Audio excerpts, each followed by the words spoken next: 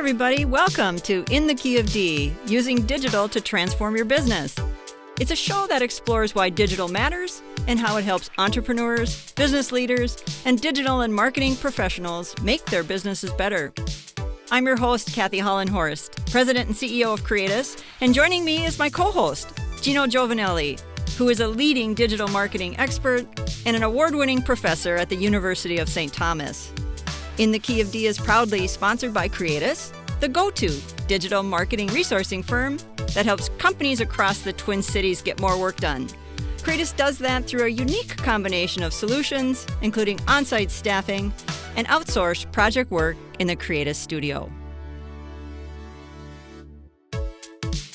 Today's episode will focus on what we mean by digital transformation, how companies use digital to improve their businesses, and what the key elements are that make a digital transformation successful.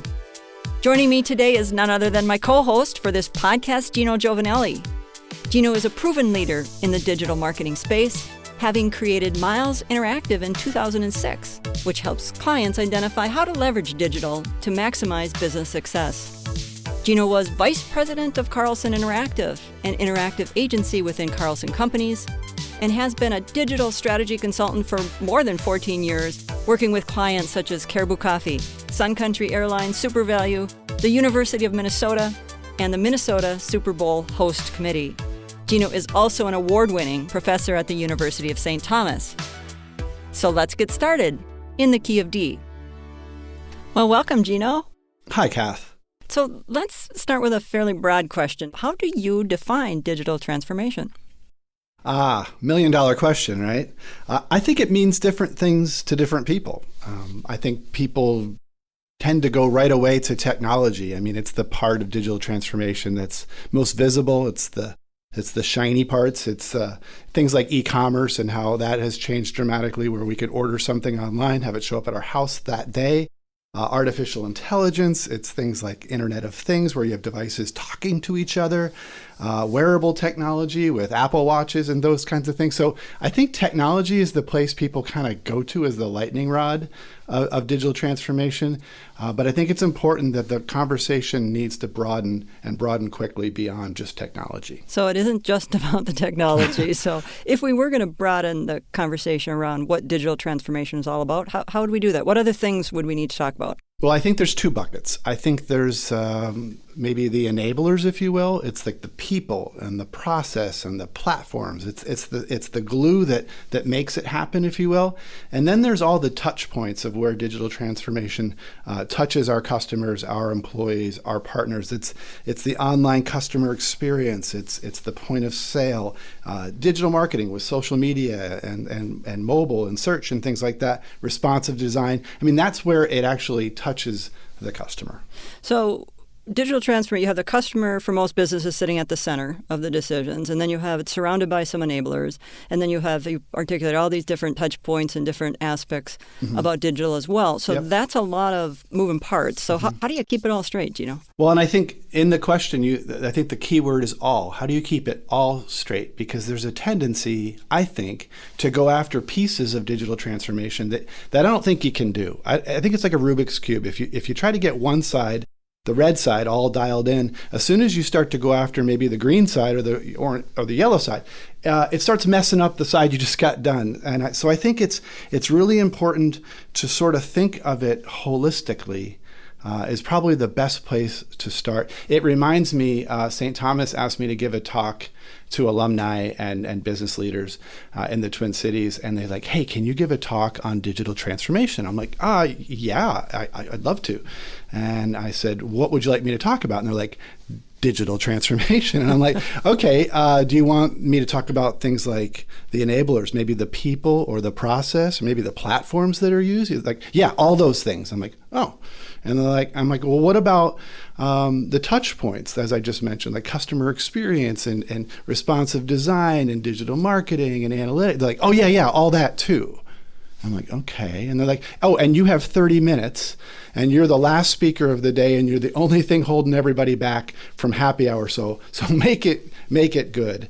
And I thought to myself, like, how do I do this in a half hour? And what I thought about was exactly what I mentioned earlier, which is where maybe the best use of that time is to talk about the interdependencies of all these different aspects of digital transformation and not try to drill in on any one of those, because I can't do it justice, nor should you do it that way in practice. So I spent the whole time just talking about the interdependence.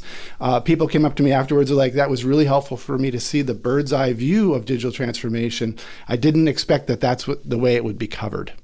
So you were standing between them and happy hour. Yeah. And so most importantly, how did happy hour go? Well, it was at risk, honestly. As much as I tried to nail that thing in 30 minutes, it got a little longer than 30 minutes.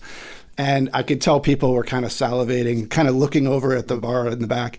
And so at one point, I was in the middle of Q&A, and someone literally got up and handed me a beer. So we're like, all right, let's call this thing, let's call it happy hour. Let's keep doing with your questions and answers. And so I thought every Q&A should be part of happy hour. It should. Yeah. Question and answer is much, much more productive when right. Gino Giovannelli has a beer in his hand. That's right. So let's talk on digital transformation. From your experience and your point of view, what are the most significant benefits or upsides for when a company is going through a digital application or a digital transformation? Sure. I think the upside, we think about what's the upside for the business. I think the upside is actually with the customer. I think they get the biggest win. I think they're allowed for the first time to really do business with the business the way they want to. I mean, you think kind of old school. Businesses would create products and services that customers would die to have.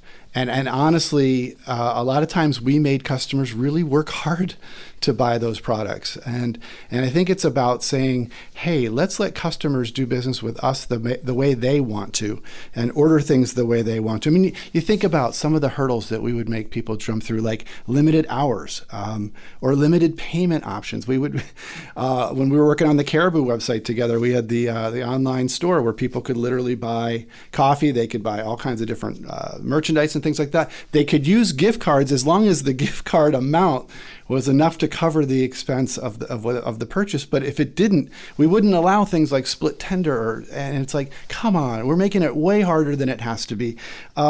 You think about allowing customers to order things with different options and configurations. It's not that the products weren't available in those different nuances. It's just we didn't have the ability to allow customers to order them that way. Again, look at things like restaurant, like really good restaurants that don't take reservations. It's like, really? Or the fact that if you want to get concert tickets, sometimes they still make you go down to the office to stand in line outside to get the tickets, or maybe they make you call and wait online, or maybe they even if you're online, you have to jump through hoops. And the key with digital technology or digital transformation is we're going to give the keys to the customer and allow them to do business with us the way that they want to, which is way more engaging and develops way more loyalty than the actual products and services often that they buy from us. You mentioned Caribou Coffee, and you also raised the point, what the upside to is just the win for the customers. You make more money, your business is better. And during my days there, when I was head of marketing and product development, I had a good partnership with operations, those that ran at store level. But there is tension, and you've got to work through that because I had a lot of good conversations around why it made sense for a customer to be able to order a bag of coffee online and then go to the store to pick it up. Right. But those were two different operational streams, if you will. And so we had to work through those applications of operationally, then how do you also bring it to life once you have the marketing and the customer engagement down. Right. Besides potential resistance to change, from your perspective, what are the other things that really hold a company back from doing digital transformation or doing it well? Right. And I think a lot of people, Kathy, would jump on that and immediately go, oh, it's the technology. It's expensive. Not a lot of people know it. It's cutting edge. It's bleeding edge. We don't want to take a risk on that. I don't think it's technology, because I think technology is meant to change and people expect it to change. And once you get one thing that technology allows you to do, you start thinking about the next thing it will allow. Like when we were working on the Radisson.com website, I mean, the big deal was, hey, let's let customers book themselves online. It's like, well, great. If we can do that, why don't we let them check in online? And if we can do that, why don't we let them order their room service online? Why don't we let them schedule their wake-up call or stack their minibar exactly how they want it all online? So you start to expect that. So I don't think that's the thing holding it back. I think the thing that's holding it back are the people. Yeah, the people side, and it's not that we as we as business leaders and professionals, whether it be marketing or operations or finance, are resistant to change, but we know it a certain way, and it becomes very difficult. And it potentially puts, if you change, some people become outdated and potentially their jobs become at risk. So Correct. Say a little bit more about that. Well, okay, so that go back to that Radisson example. It's like, hey, if we allow customers to book online, one, we're letting customers take more control of what they're doing with us, which again, customer centricity, love it. The other thing is, if we can get the customer to do the booking, we don't have to be as reliant on staffing our call centers as much. So we're going to save internal costs, if you will. Also, we'll be less reliant on travel agents that might refer someone to a competitor, or best case, they help that customer buy from us, and then we owe them a commission. And you might think, oh, well, those are bad things, right? But the challenge is that we're going to need those people. Right? We're going to need those people. Let's say our website goes down, and it did go down. On Y2K, it went down. And therefore, we need our call centers to come back and save the day, and travel agents to step up and save the day. Only that you can imagine, as soon as we get everything back online, we're going to be like, thank you very much, and we're going to go online again. So we got to be really careful on the impact that digital transformation is going to have on our own employees and our partners, especially when those partners, like those travel agents I was referring to, if they're going to generate 2/3 of our revenue for decades, and all of a sudden we disintermediate them with some of our digital transformation efforts, we got to be really careful with this, and we got to make sure we've seen the big picture. We also saw a little bit of that channel disruption, let's call it, when I was at Greater Twin Cities United Way. And of course, most of our listeners out there probably have given to Greater Twin Cities United Way or a United Way through their company through a payroll deduction, because that's the traditional way you did it. It's a B2B or a corporate channel. And so you helped me, and we came in to see how we could develop more strategies and tactics around online giving, particularly through millennial donors who are more apt to give online for a cause that they represent. But it became very disruptive because the normal way to do it was through the company channel. Right. Their employees now were being directed over to the website, and so you have to work through those conflicts as well. Right. And that can hold you back if you don't have real strong leadership that is setting the vision and taking you forward. So what else, Gino? What else is coming to mind that might be things that our listeners want to hear about that might be holding companies back from doing this well? Right. Well, one of them is, in this day and age of just instant gratification, I think there's a tendency with digital transformation that we want to see results. We want to see them fast, and we want to see them stacking up big and in a steady stream of them. I think the challenge is if there's a tendency to go after that low-hanging fruit, if you will, you'll get the wins, but I'm not sure the wins are leverageable or stackable across the business. And I think when you do it that way, it's like fireworks. I mean, they look great, then they hit the ground, and it's kind of like you're on to the next thing. And so it needs to be more strategic. And it actually reminds me, I had a couple-year consulting engagement with Lifetime Fitness, and they're pioneers on so many fronts. They're turning, the whole health and wellness industry upside down. They're doing the lifetime work stuff. Even as a real estate company, they're pioneers. But one of the things I was impressed with was their ability to leverage technology and digital transformation efforts throughout the business. And I think it starts at the top. I think it starts with an expectation that business is not as usual, and we need to keep changing our business. And they were able to do it. Now, here's the mantra that I remember hearing, and I can't remember who said it at Lifetime Fitness, and I think it came from the top, was this notion that we want to think big, we want to start small, and we want to move fast. And I thought about that. I'm like, that makes total sense. Think big, make sure you understand the whole picture, but we want to start small so that we can move fast. Because a lot of companies do a couple different scenarios here. You can think big, you can start big, but I guarantee you, if you start big, you're not going to move fast. And then maybe you just you get impatient and you move on and you scrap it, right? Or some companies just want to start small and go fast, and all of a sudden they realize they can't connect the dots, if you will. So I was really impressed with their ability from a vision and leadership perspective to say we want to go to new places all the time. I mean, they're the epitome of fail fast, win big. I mean, they just want to go and go and go, but they do it in a very calculated way where they see the landscape, they start small, and they move fast. Well, I think you've hit it to where all of our those of us that run companies, you have to start with strategy and vision. And your time, the issue of timetable is pinging something for me too, because, as someone who sets vision and strategy, and we might take, in the corporate side, you might take 18 months, 2 years to lay out this long-term vision, maybe shorter time in smaller companies. So you spend all that time doing the vision, and then you expect the people to implement it and get it to market really, really fast. Right. And it's just not possible. But Right. I love that idea. I love the think big, start small, move fast. It also triggered for me, it's start small and fail fast. Yeah. Because, Yeah. if, as a business leader, you want it to be affordable. So I'm okay if you fail, but let's try something and then spend a little bit of money and then roll it out from there. So let's shift gears a little bit here.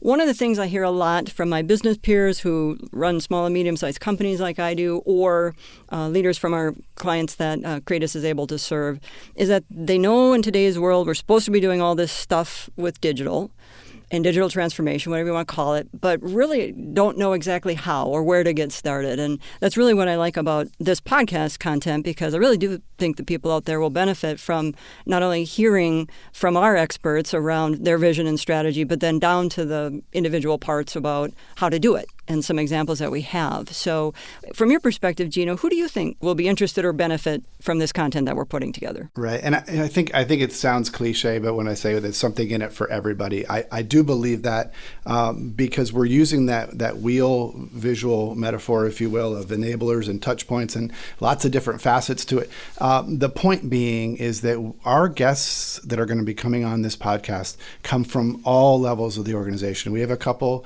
folks who are CEOs and presidents of 15, $18 billion companies, all the way down to people that manage people doing the digital transformation work, all the way down to subject matter experts that are individual contributors that play a role in either maybe responsive design or customer experience or social media marketing and analytics and things like that. So I think there's something for everyone in the audience to kind of latch on to based on the different ranging levels of people that are going to be on the program.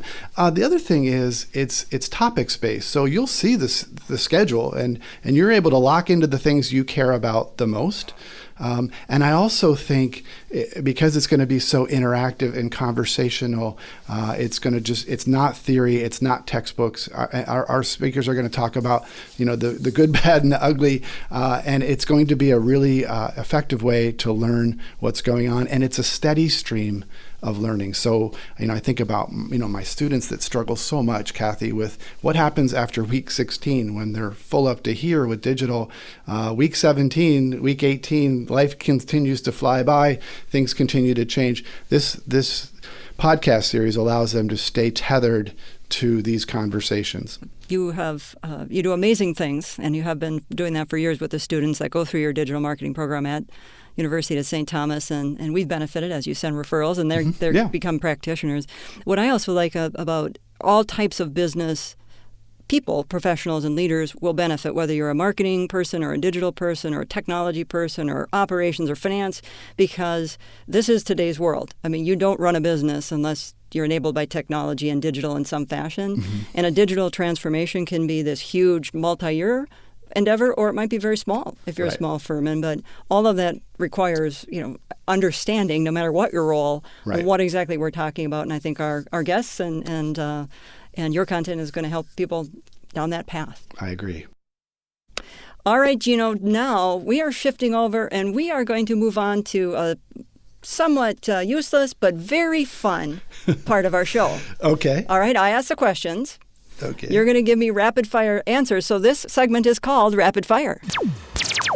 Got it. All right, Gino, are you ready? I am ready. All right, someone start the clock, please. All right, Gino, if you were not a digital expert, what would you be? I think I'd like to be a professional drummer in a rock and roll band. All right, Mac or PC? No brainer, Mac. Mac. You're a Mac, yeah. Okay. What is your favorite adult beverage? Right now I'm grooving on the Mick Ultras, honestly. Trying to watch my figure. Okay, that's fairly specific. Maybe we can upgrade to some craft beers. All right, there we go. Gino, give me 3 words that you use to describe yourself. Curious, passionate, and all in. Okay. What do you find or do you think is your most useless hidden talent? Well, in my band, we do all medleys, and I am the one who puts those medleys together. So I'm really good at taking songs that aren't meant to go together and make it sound like they're meant to go together. It's limited because it only helps my band, but that's okay. That's right. It's a talent. Be proud of it. Okay. All right. So what is your favorite song? And it has to be in the key of D, of course. Ooh. Well, let's start. Okay, so U2, I know, plays a lot of songs in the key of D, and so I'm assuming Beautiful Day is in the key of D. Very nice. And U2 is one of my favorite bands as well. All right. If you could be great at any musical instrument besides the drums, what would it be? Interesting. Maybe not a musical instrument, but I love to sing. I'm just not that good at it, but I love to sing. I love a good harmony, so I'd love to become a better singer. All right. And finally, who, from your point of view, is absolutely the best band or musician of all time? Ooh. Other than my band? Other than your band. You know what? I would say Rush right now. It's very timely because of the passing of Neil Peart. And he would also be my favorite musician of all time. He basically taught me how to play the drums, even though he didn't know that he taught me how to play the drums. All right. Thank you very much. Ooh. All right. There you have it. That is Rapid Fire with Gino Giovannelli. He wins absolutely nothing for playing our game, but it certainly was fun and interesting. Thank you, Gino. You're welcome. Well, let's shift. I just want to close with a couple of thoughts. And one is that certainly in today's world, all things digital, are moving faster than any one of us can keep up with. So, Gino, from your perspective, how do you stay current? That's probably, Kathy, the biggest challenge being a teacher of digital marketing is for every minute that I'm in the classroom teaching the students about digital marketing or digital tech transformation, it's changing outside the classroom, and it's tough to balance those two things. Fortunately, at St. Thomas, there's a thing called a clinical track, which is what I'm on as a professor, and that means that I am expected to work in industry, which thank goodness, because that's honestly the best way for me to learn is to actually have clients and have those clients have me do things, a lot of things that I don't know how to do before I get the assignment. So I'm constantly learning from the client, and then I'm able to turn that right into the classroom and teach it and have it go back out to the students. I was working on the Super Bowl, as you mentioned in the intro, for a couple years on that, and I can't tell you how many times, it was great to start class off with like, hey, who wants to know what's going on with the Super Bowl right now? The students obviously love that stuff, but more importantly, as I'm teaching, a 2 or 3 hour class, texts are coming in, hey, change this, we need to change this on the website. The zip line has to be shut down because of high winds across the Mississippi. I'm like, oh my gosh. So I'm like, hey, who wants to help me? Because I have to get this done. Who wants to tell an employer that you actually updated the Super Bowl website? So we're constantly in class using client situations to demonstrate things as a way for them to learn and for me to learn. I mean, I can't tell you. So basically, you were having your students do your work, in other words. So yeah. Okay. Yeah. So that's what makes you an award-winning professor. But okay, keep going. How else do you perhaps. Well, the other thing is to just take on projects where you don't necessarily know what you're doing. Honestly, I know that sounds kind of strange, but even with the Super Bowl, they asked me so many things. Can you do this? Or have you done this? Have you done that? And I'm like, I don't want to say no, because a lot of times I hadn't. And I said, the better question is not, have I done those things, but can I do those things? And I would say, yeah, I can do those, and I wouldn't know how to do that, and I would figure out how to do it. And I think that's the way you learn, is you constantly immerse yourself in situations where you're forced to figure things out. Well, today there's so many online classes and tools that you can be self-taught, upskilling as they call it, particularly in today's world, is if you got a little extra time, I want to learn user experience, let's go figure that out. But so within your consulting and your teaching, but what other things do you use to stay current in digital? Sure. It's the normal things you can imagine. Like, on LinkedIn, I obviously subscribe to all things digital. So I'm constantly getting news and information and trends and things like that. But also, ironically, a podcast, just again, because of the format is so helpful. It's interactive, it's conversational, it's not theory-based, it tends to be practical. So I'm watching and listening to a lot of podcasts, and not necessarily in digital. I mean, it's the Malcolm Gladwell's Revisionist History podcast, or Simon Sinek's 10 Rules for Achieving Greatness, or Greg McEwen on Essentialism. I'm trying to dose myself in as much learning as I can, because you know what, truth be told, I hate to read. I honestly do. I know you're a big reader, Kathy. I am a big reader. I'm too lazy or something, but I need it to come another way. So the podcasts lately, I've just been chewing them up. So yeah. I am a reader, but I have also become a podcast junkie. Okay. And I love it. I'm just subscribed to all different kinds of podcasts, from running businesses to digitally oriented ones. And because what I love on digital content is there's no geographic boundaries. So you can get great information from all different parts of the world. One podcast I'm enjoying now in the digital space is actually from England, and it's appropriately called Digital Marketing Podcast, from Target Internet as the company. And it dives deep into different digital parts, similar to what you were saying. I recently listened to one on user experience, and there was another one on a product called Uber Suggest, which is a free SEO tool. So you just get to learn as you go. And I do read a lot of books. The one I just started reading now is a book called Why We Buy by Paco Underhill. Gotcha. And it's been refreshed, and it's all about the science of shopping. And it's particularly relevant now because, all brick and mortar retail is so much in flux. And everyone's trying to figure out, how do you transact business, and how do you sell if you're a retailer, or how do you combine that brick and mortar and your online retail experience together. So just started it, but I've heard it's really, really good. So awesome. Yeah, that's great. That steady stream of content flying at you from all different directions. Yeah. A lot to absorb, but it's worth the investment. So, well, Gino, I think that does it for us. Thank you so much for being with me today. Been great. It's exactly what I was hoping it would be. If any of our listeners wanted to connect with you, either about what you do or all things digital, what's the best way for them to get a hold of you? Probably LinkedIn, honestly. My name, Gino Giovannelli. It's 2 N's and 2 L's. That's probably the best way. Okay. Yep. And you're open to them connecting, which of course. is great. Of course. Yeah. That sounds wonderful. Well, again, Gino, thank you so much. You are a great contributor, and I'm thrilled that you're my co-host on In the Key of D. Thanks, Kathy. I'm looking forward to the season.